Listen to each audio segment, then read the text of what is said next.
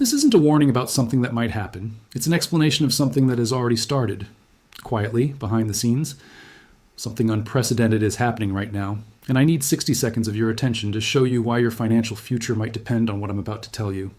Right now, as you're watching this, there are 3 numbers that should make your blood run cold. The first number is 34 trillion. That's the U.S. national debt, growing by $1 trillion every 100 days. The second number is 8.5 trillion. That's how much money was printed in just 3 years, more than the previous 2 centuries combined. And the third number? That one's personal. It's the percentage of your savings that will evaporate when this house of cards finally collapses. But here's what makes this different from every other financial warning you've heard. This isn't about if. We're past that point. This is about recognizing the exact moment we're in, because what's coming isn't just another recession. It's a complete reset of everything you thought you knew about money. Let me show you something the financial news won't talk about. In October 2023, something broke in the overnight lending market. For 3 consecutive nights, the rate at which banks lend to each other spiked to levels we haven't seen since 2008. Then silence. The media moved on. The Fed issued reassuring statements, and everyone went back to scrolling. But here's what actually happened. Those 3 nights were banks telling each other a truth they won't tell you. They don't trust each other anymore. When banks stop trusting banks, that's not a warning sign. That's the alarm already ringing. You want to know what's really different about 2026? In 1929, most Americans had never seen a financial crisis. Today, we've seen several, and that's exactly what makes us vulnerable.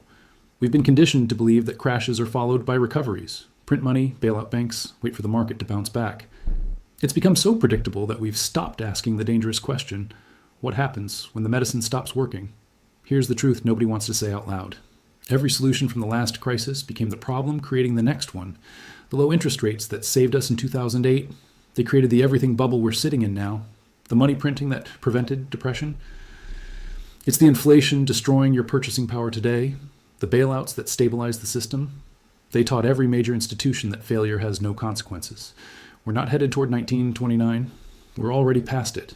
We're in uncharted territory where all the tools have been used, all the tricks have been played, and we're running on fumes and fantasy. Let me paint you a picture of how deep this goes. The average American now needs 115% of their income just to maintain their current lifestyle. Read that again. More than they earn. The gap is filled with credit cards, personal loans, buy now, pay later schemes. But it's not just individuals. Corporations are sitting on $10 trillion in debt, much of it borrowed at near zero rates that no longer exist. Commercial real estate is collapsing in slow motion, with office buildings worth 40% less than the mortgages on them. And the banks? They're holding these assets on their books at fantasy values, praying nobody asks them to market. But here's the part that should terrify you. In 1929, when the banking system collapsed, it took 3 years for the full devastation to unfold. People had time to react, to adapt, to find solutions. Today, because everything is connected digitally, because algorithmic trading can move billions in microseconds, because the entire global financial system is one interconnected web, when it breaks, it won't take 3 years. It might not even take 3 days. The smart money already knows this. Why do you think Larry Fink, CEO of BlackRock, the world's largest asset manager, has been buying gold like it's going out of style while telling everyday investors to stay in stocks? Why are central banks accumulating gold at the fastest pace in 50 years while academics call it a barbarous relic? Why are billionaires buying farmland in New Zealand and building compounds in remote locations? They're not preparing for a recession. They're preparing for a reset. But here's what makes 2026 different from any previous crisis. It's not just a financial collapse we're facing, it's a trust collapse. And trust is the only thing holding the entire system together. Think about it. Your money isn't backed by gold, it's not backed by anything physical. It's backed by trust that the government won't print it into worthlessness. Your bank deposits aren't actually in a vault. They're digits on a server backed by trust that the bank will honor them. Your retirement account isn't a pile of assets with your name on them. It's a promise backed by trust that the system will still be functioning when you need it. What happens when that trust breaks? We got a preview in March 2023 when Silicon Valley Bank collapsed. Not over months, not over weeks, over 48 hours. One tweet, one bank run, and the 16th largest bank in America was gone. The Fed had to step in and guarantee all deposits, even though that's technically illegal because they knew if they didn't, the contagion would spread. That should have been the wake-up call. Instead, it was memory hold within a week. Here's a question for you, and I want you to actually think about this. Comment below with your honest answer. If your bank announced tomorrow that you could only withdraw $1,000 a week, how long would you be okay? 1 week? 1 month? What's your personal breaking point? Because in a real crisis, that's not a hypothetical. That's called capital controls, and it's already happened in Greece, Cyprus, Lebanon, and Argentina in just the past decade. The people who think it can't happen here are the ones who will be most shocked when it does. Now, let's talk about the lie you're being sold every single day. They tell you inflation is under control. They point to official numbers showing 3%, maybe 4%. But let me ask you something.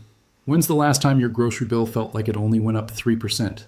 The government's inflation calculation is a masterpiece of deception. They exclude food and energy, the two things you absolutely cannot live without.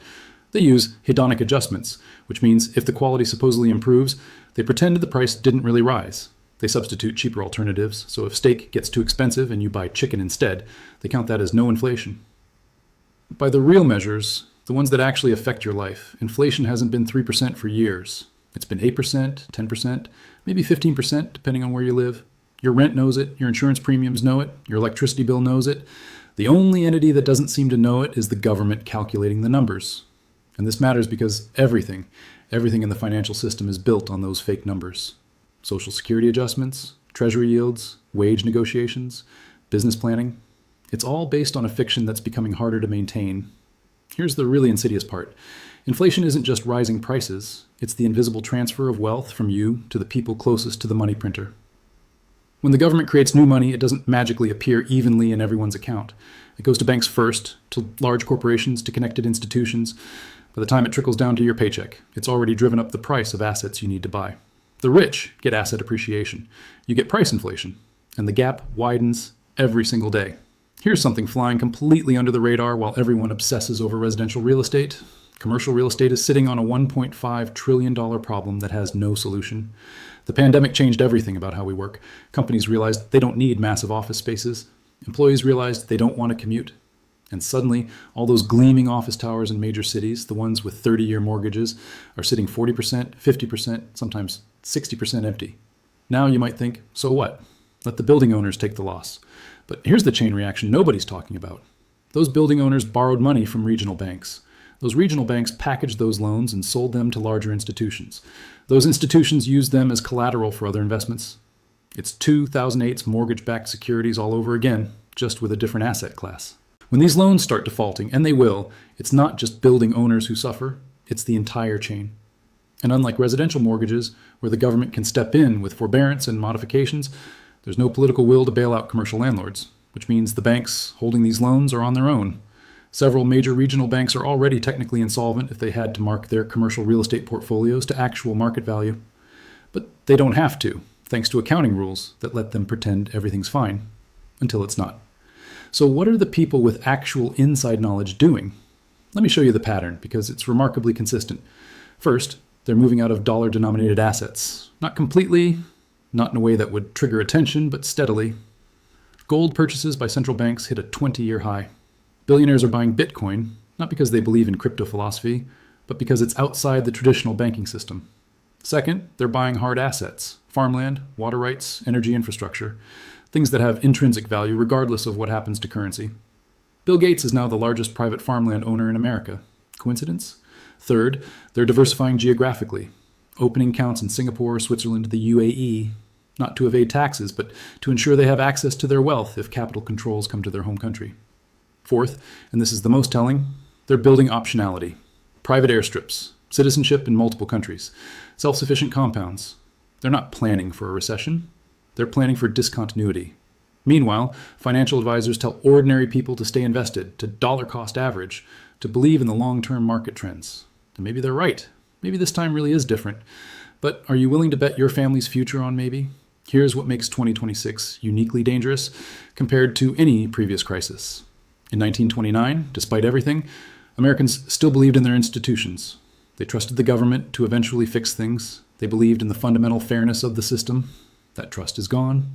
Look at any poll on institutional trust. Banks, government, media, corporations, all at historic lows. And when the next crisis hits, when people's savings evaporate, when the promises made to them turn out to be lies, that won't create patient acceptance. It will create rage. We've already seen previews. The truckers' convoy in Canada, where the government froze bank accounts of protesters without trial. The social unrest across Europe over energy prices. The growing sentiment that the system is rigged, that there are different rules for the connected elite than for everyone else. When economic stress combines with social distrust, the results are unpredictable and often violent. History teaches us that financial crises don't just change economies. They change governments, they change societies, they change the entire global order. And here's the uncomfortable truth that nobody in power wants to acknowledge. The tools that worked in previous crises relied on public trust. Bailouts require people to believe the government is acting in their interest. Currency stabilization requires people to have faith in central banks. Social safety nets require people to believe the checks will actually come. What happens when that belief is gone? So here's where we are. The signs are everywhere. The debt is unsustainable. The inflation is real. The trust is broken. The smart money is positioning for chaos. And most people are sleepwalking toward the edge, convinced that someone, somewhere will step in and save them at the last moment. Maybe they will. Maybe there's some financial innovation, some policy tool, some miracle that prevents the collapse. Maybe everyone warning about this is wrong and we'll muddle through like we always have.